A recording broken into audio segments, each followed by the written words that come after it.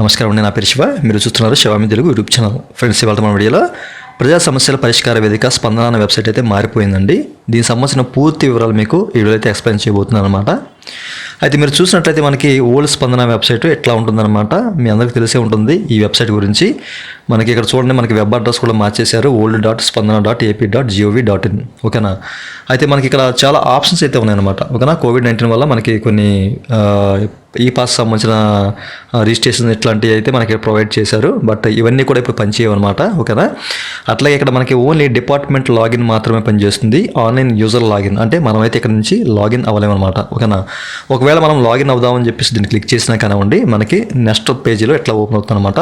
ఒక పాపప్ వస్తుంది ఈ విధంగా.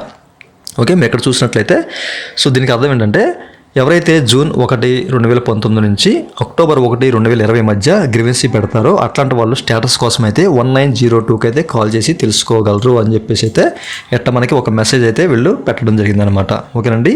జూన్ 1, 2019 నుంచి అక్టోబర్ 1, 2020 మధ్య ఎవరైతే గ్రీవెన్సీ సబ్మిట్ చేస్తారో అట్లాంటి వాళ్ళు 1902. దీనికైతే కాల్ చేసి మీరు మీ యొక్క స్టేటస్ అనేది తెలుసుకోవాలన్నమాట. ఓకే. అయితే మనకి న్యూ వెబ్సైట్ ఏ విధంగా ఉందో మీరు ఇక్కడ చూడొచ్చు. మీకు దీనికి సంబంధించిన లింక్ ఈ వీడియో కింద డిస్క్రిప్షన్లో ఉంటుంది. మీరు క్లిక్ చేసి ఓపెన్ చేయగానే ఎట్లా ఓపెన్ అవుతుంది అనమాట. అయితే మనకి ఇక్కడ ఇంపార్టెంట్ అప్డేట్ అని చెప్పేసి ఒక పాపప్ అయితే వచ్చింది. దీనికి అర్థం ఏంటంటే, ఇక నుంచి మీరు గ్రీవెన్సీస్ అనేవి మీరు కొత్త స్పందన వెబ్సైట్ నుంచే సబ్మిట్ చేయాలి. అట్లాగే మీకు కొత్త వెబ్సైట్లోనే ఇవైతే పరిష్కారం అవుతాయి అని చెప్పేసి అయితే చెప్పడం జరిగింది. అలాగే మీరు ఓల్డ్ స్పందన వెబ్సైట్లో ఏదైనా గ్రీవెన్సీ అంటే ఇంతకుముందు ఏదైనా గ్రీవెన్సీ పెట్టినట్లయితే అది పరిష్కారం అయ్యే వరకు మీకు అందుబాటులో ఉంటుంది అని చెప్పేసి అయితే చెప్పడం జరిగింది అనమాట. ఓకేనా. దీని యొక్క సారాంశం అదనమాట. ఓకే, మీరు ఇక్కడ చూసినట్లయితే ఇక్కడ చూడండి, మనకి న్యూ వెబ్సైట్ లుక్ అనేది ఇట్లా ఉంటుందన్నమాట. దీనికి సంబంధించిన కంప్లీట్ ఇంటర్ఫేస్ అనేది ఇట్లా ఉంటుందన్నమాట. నేను కొంచెం కిందకి స్క్రాల్ ఆన్ చేసి అయితే మీకు చూపిస్తున్నాను. మీరు ఇక్కడ చూడొచ్చు. చూశారు కదా, ఎట్లా ఉంటుందన్నమాట. కంప్లీట్గా మనకి వెబ్సైట్ అనేది ఇట్లా ఉంటుందన్నమాట. అయితే ఇంతకుముందు మనం ఏదైనా గ్రీవెన్సీ పెడితే కనుక దాని యొక్క స్టేటస్ తెలుసుకోవాలంటే కంపల్సరీ లాగిన్ అవ్వాలండి. ఓకేనా. లాగిన్ అయ్యి మాత్రమే తెలుసుకునేవాళ్ళం. ఇప్పుడు ఏంటంటే మనకి డైరెక్ట్గా ఇక్కడ చూడండి, చెక్ గ్రీవెన్సీ స్టేటస్ అని చెప్పేసి మనకి ఒక ఆప్షన్ అయితే ఇచ్చారు. దీన్ని క్లిక్ చేసినప్పుడు ఏమవుతుందంటే మనకి లోడింగ్ తీసుకుని ఇట్లా ఓపెన్ అవుతుంది అనమాట. ఓకేనా. మీ గ్రీవెన్సీ నెంబర్ ఉంటుంది కదా, దాన్ని ఎంటర్ చేసి క్యాప్చా ఎంటర్ చేసి మీరు గెట్ డీటెయిల్స్ని క్లిక్ చేసినట్లయితే మీకు సంబంధించిన అంటే మీ గ్రీవెన్సీ సంబంధించిన స్టేటస్ అది రిజెక్ట్ అయిందా లేకపోతే అప్రూవ్ అయిందా. ఓకేనండి.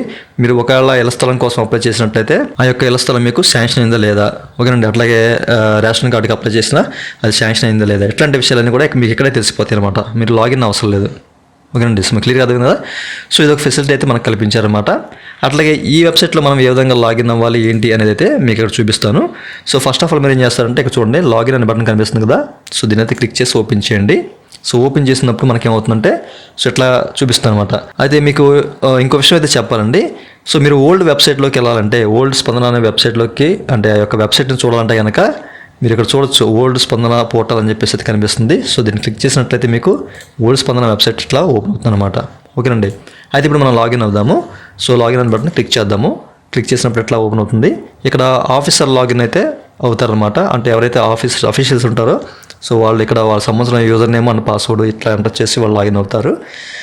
సిటిజన్ లాగిన్ అంటే మనం ఇక్కడ నుంచి లాగిన్ అవ్వాలంటే కనుక సిటిజన్ లాగిన్ని సెలెక్ట్ చేసుకోవాలి. ఓకేనా. సెలెక్ట్ చేసుకున్నప్పుడు ఇట్లా ఆధార్ నెంబర్ అడుగుతుంది. ఇక ఈ విషయాలు మీకు తెలిసే ఉంటుంది. అండ్ ఆధార్ నెంబర్ ఇక్కడ ఎంటర్ చేసి ఇక్కడ మనకి అగ్రి బటన్ ఉంటుంది. ఇక్కడ మనం టిక్ చేసుకొని ఇక్కడ ఉన్న క్యాప్చా ఎంటర్ చేసి గెట్ ఈకేవైసీ ఓటీపీ అని చెప్పేసి క్లిక్ చేసినట్లయితే మన ఆధార్కి ఏదైతే మొబైల్ లింక్ అయ్యిందో దానికి ఓటీపీ వస్తుంది. ఆ ఓటీపీని వెరిఫై చేసుకోవాలన్నమాట. అయితే నా సంబంధించిన ఆధార్ నెంబర్ అయితే ఇక్కడ ఎంటర్ చేస్తాను. అయితే నేను ఇక్కడ ఫైండ్ చేసిన ఒక ఎర్రర్ ఏంటంటే, మీరు ఆధార్ నెంబర్ ఎంటర్ చేసి క్యాప్చా ఎంటర్ చేసి గెట్ ఈకేవైసీ ఓటీపీని క్లిక్ చేసినప్పుడు మీకు అంత త్వరగా అయితే ఓటీపీ రాదండి. ఓకేనండి. మీరు 1కి 2 సార్లు అయితే ట్రై చేయాలి. ఫస్ట్ మీరు గెట్ ఈకేవైసీ ఓటీపీని క్లిక్ చేసినప్పుడు మీకు కాస్త సమయం అయితే పడుతుంది. ఓకేనా. అంటే రావచ్చు రాకపోవచ్చు ఓటీపీ. బట్ నేనైతే 2-3 సార్లు ట్రై చేస్తే కానీ నాకు లాగిన్ అవ్వలేదు. ఎందుకంటే ఇది ఒక ఎర్రర్ అయితే ఉంది వెబ్సైట్లో. కొంచెం దీని అయితే ఫిక్స్ చేయాలి. త్వరగా అయితే మనకు ఓటీపీ రాదండి. మీరైతే కంగారు పడొద్దు. మీకు రాకపోతే కనుక మళ్ళీ ట్రై చేయండి. ఓకేనా. మళ్ళీ ట్రై చేయండి. 2 సార్లు కాకపోయినా 3 సార్లు అయినా లాగిన్ అవుతుంది అనమాట. అంటే మీకు ఓటీపీ వస్తుంది అనమాట. ఓకేనా. అయితే ఫస్ట్ ఆఫ్ ఆల్ ఇక్కడ ఆధార్ నెంబర్ అండ్ క్యాప్చా ఇట్లాంటివి ఎంటర్ చేసేస్తే నేను ఫస్ట్ ఆఫ్ ఆల్ నా డాష్ బోర్డ్లోకి అయితే వెళ్ళిపోతాను. ఓకే, మనం అక్కడ గెట్ ఈకేవైసీ ఓటీపీని క్లిక్ చేయగానే మన ఫోన్కి అయితే ఓటీపీ వస్తుంది. ఆ ఓటీపీని ఈ విధంగా ఎంటర్ చేసి మనం వెరిఫై ఈకేవైసీ ఓటీపీని క్లిక్ చేయాలన్నమాట. క్లిక్ చేసినప్పుడు లోడింగ్ తీసుకుంటుందండి. లోడింగ్ తీసుకున్న తర్వాత ఆటోమేటిక్గా మన యొక్క డాష్ బోర్డ్ అనేది ఓపెన్ అయిపోతుంది అనమాట. ఓకేనా, మీరు ఇక్కడ చూడొచ్చు ఎట్లా ఓపెన్ అవుతుంది అనమాట. సో న్యూ లుక్తో మీరు ఇక్కడ చూడొచ్చు మన యొక్క డాష్ బోర్డ్ అనేది ఎట్లా కనిపిస్తుంది అనమాట. ఓకేనా, ఇక్కడైతే మనకి రిజిస్టర్డ్ అంటే మనం ఎన్ని గ్రీవెన్సెస్ రిజిస్టర్ చేసాము, అట్లాగే ఎన్ని ప్రాసెస్లో ఉన్నాయి, అట్లాగే ఎన్ని సాల్వ్ అయ్యాయి, ఓకేనండి, ఎన్ని పరిష్కరించబడ్డాయి అనేది అయితే మనకి ఇక్కడ చూపిస్తుంది అనమాట. అట్లాగే మనము రీసెంట్గా పెట్టిన గ్రీవెన్స్ అనేది ఎట్లా ఇక్కడ కనిపిస్తాయి అనమాట. రీసెంట్గా అంటే మనం ఎన్నైతే పెట్టామో అవన్నీ కూడా 1 by 1 ఎట్లా కనిపిస్తాయి ఇక్కడ. ఓకేనా, అంటే నేను పెట్టలేదు, బట్ మీరు పెట్టినట్టయితే గ్రీవెన్సీ దానికి సంబంధించిన నెంబర్ అనేది, డేటు, అట్లాగే ప్రియారిటీ ఏంటి, అప్లికెంట్ నేమ్ ఏంటి, మొబైల్ నెంబరు, గ్రీవెన్స్ అడ్రస్ ఇట్లాంటివన్నీ కూడా మీకు ఇక్కడ షో చేస్తాయి అనమాట. ఓకేనా, మీరు ఇక్కడ చూడవచ్చు మనకి. ఓకే, సో ఇప్పుడు మనము గ్రీవెన్సీ పెట్టాలంటే కనుక మీకు తెలిసే ఉంటుంది, ఇక అన్నీ మామూలు. ఇక్కడ చూడండి మై గ్రీవెన్సీస్, అట్లాగే గ్రీవెన్సీ రిజిస్ట్రేషను, అట్లాగే డాక్యుమెంట్ అప్లోడ్ అనమాట. మై గ్రీవెన్సీస్ అంటే మనము ఉన్నది మై గ్రీవెన్సీస్లో. మనం ఏదైనా గ్రీవెన్స్ పెట్టాలంటే కనుక ఇక్కడ చూడండి గ్రీవెన్స్ రిజిస్ట్రేషన్ అని చెప్పేసి కనిపిస్తుంది కదా. సో దీన్ని క్లిక్ చేసి ఓపెన్ చేయాలి. ఆ తర్వాత పెట్టేసిన తర్వాత ఏదైనా డాక్యుమెంట్ మీరు అప్లోడ్ చేయాలంటే కనుక, అంటే ఆ గ్రీవెన్స్ సంబంధించిన డాక్యుమెంట్, అప్పుడు డాక్యుమెంట్ అప్లోడ్ని క్లిక్ చేయాలన్నమాట. సో దీన్ని క్లిక్ చేసినప్పుడు ఏమవుతుందంటే, సో ఇది కూడా మీకు చూపిస్తాను ఎట్లా ఓపెన్ అవుతుంది అనమాట. ఓకేనా, మీ గ్రీవెన్స్ సంబంధించిన నెంబర్ని ఇక్కడ ఎంటర్ చేసి సో మీరైతే డాక్యుమెంట్ అయితే అప్లోడ్ చేయాలి. అయితే మీకు ఇక్కడ ఏంటంటే ఎప్పుడైతే మీరు గ్రీవెన్సీ సబ్మిట్ చేస్తారో సో అప్పుడు మాత్రమే మీకు అప్లోడ్ అనే ఆప్షన్ వస్తుందన్నమాట. అంతవరకు మీకు కనిపించదు. ఓకేనా, అయితే మనం ఇప్పుడు ఒక గ్రీవెన్స్ పెట్టాలంటే, అంటే ఇండ్ల స్థలం కోసం కానివ్వండి, లేకపోతే రైస్ కార్డు కోసం కానివ్వండి, ఎట్లాంటి వాటి కోసం పెట్టాలంటే కనుక ఇక్కడ చూడండి గ్రీవెన్సీ రిజిస్ట్రేషన్. సో దీన్ని అయితే క్లిక్ చేసి ఓపెన్ చేయాలి.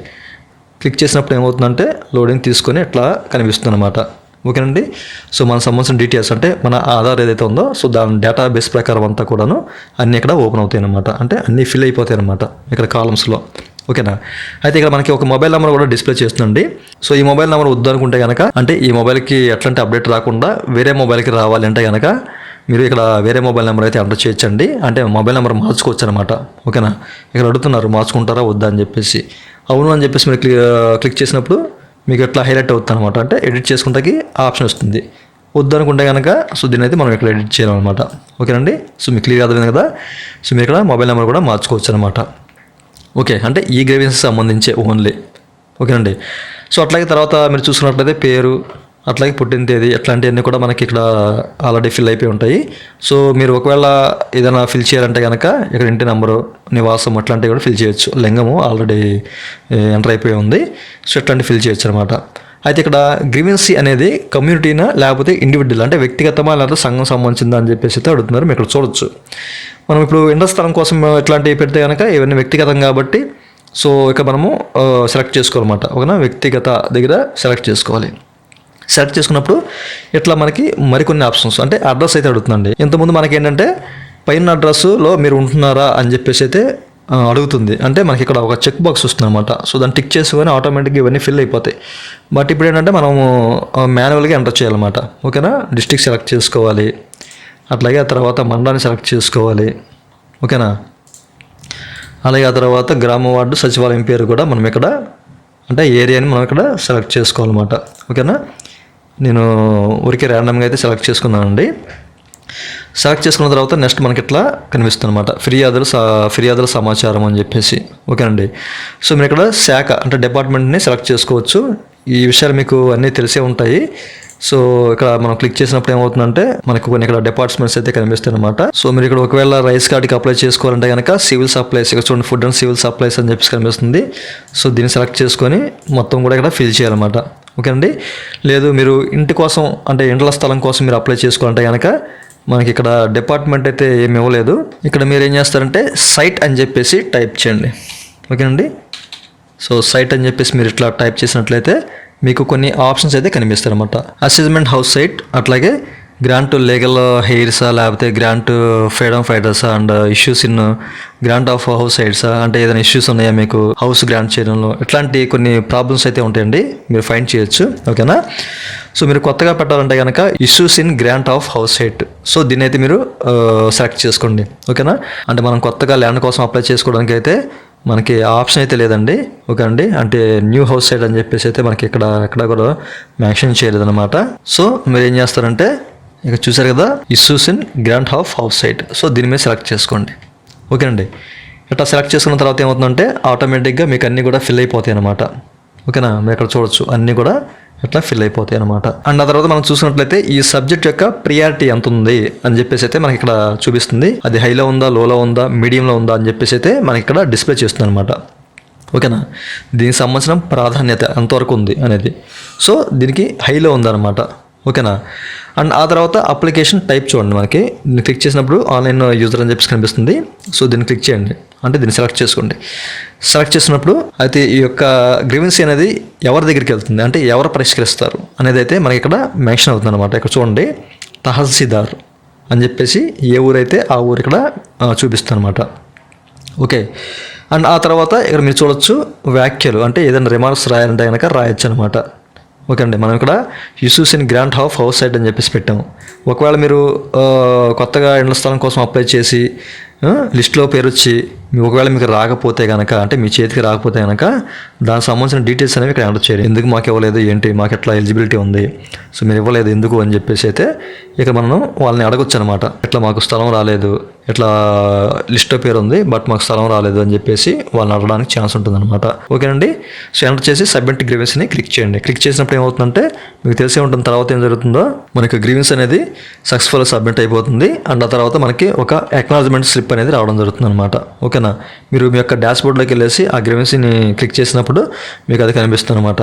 ఓకే, అంటే ఇక్కడ నేను అట్లాంటి గ్రీవెన్స్ పెట్టలేదు కాబట్టి మీకు అయితే చెప్పలేకపోతున్నాను, ఆల్రెడీ మీకు తెలిసే ఉంటుంది దీని గురించి. ఓకేనండి. సో ఎట్లా మీరు సబ్మిట్ చేయాలి, సబ్మిట్ చేసిన తర్వాత దీనికి సంబంధించిన ప్రూఫ్స్ అనేవి మీరు ఇక్కడ చూడండి, డాక్యుమెంట్ అప్లోడ్ అని చెప్పేసి కనిపిస్తుంది కదా, ఇక్కడ మీరు సబ్మిట్ చేయాలన్నమాట. అంటే ఎండ్ల స్థలం కోసం పెట్టినట్లయితే మీ యొక్క ఆధార్ కార్డు, అట్లాగే ఎండ్ల స్థలం సంబంధించిన అప్లికేషన్, ఇట్లాంటివన్నీ కూడా మీరు పీడిఎఫ్ ఫైల్ ఫార్మాట్లో సబ్మిట్ చేయాలన్నమాట. ఇట్లా మనం ఈ కొత్త వెబ్సైట్ నుంచి అయితే గ్రీవెన్స్ అనేది సబ్మిట్ చేయాలండి. సో ఈ విషయాలు మీకు క్లియర్గా అర్థమయ్యాయని చెప్పేసి అనుకుంటున్నాను. ఇంకా మీకు ఏదైనా డౌట్స్ ఉంటే కనుక ఈ వీడియో కింద కామెంట్ సెక్షన్ ఉంటుంది, కామెంట్ చేయండి. సో ఫ్రెండ్స్, ఇది ఇవాళ మన వీడియో. ఈ వీడియో మీకు బాగా నచ్చుంటుంది అనుకున్నాను. నచ్చితే కనుక ఈ వీడియో కింద లైక్ బటన్ లైక్ చేసి మన ఛానల్ సపోర్ట్ చేయండి. అలాగే ఎప్పటివరకు మన ఛానల్ మీరు సబ్స్క్రైబ్ చేసుకోకపోతే ఈ వీడియో కింద రకాల సబ్స్క్రైబ్ బటన్ ఉంటుంది, ట్యాప్ చేసి పక్కన వచ్చిన బెల్ బటన్ యాక్టివేట్ చేయండి. Thank you for watching and జై హింద్.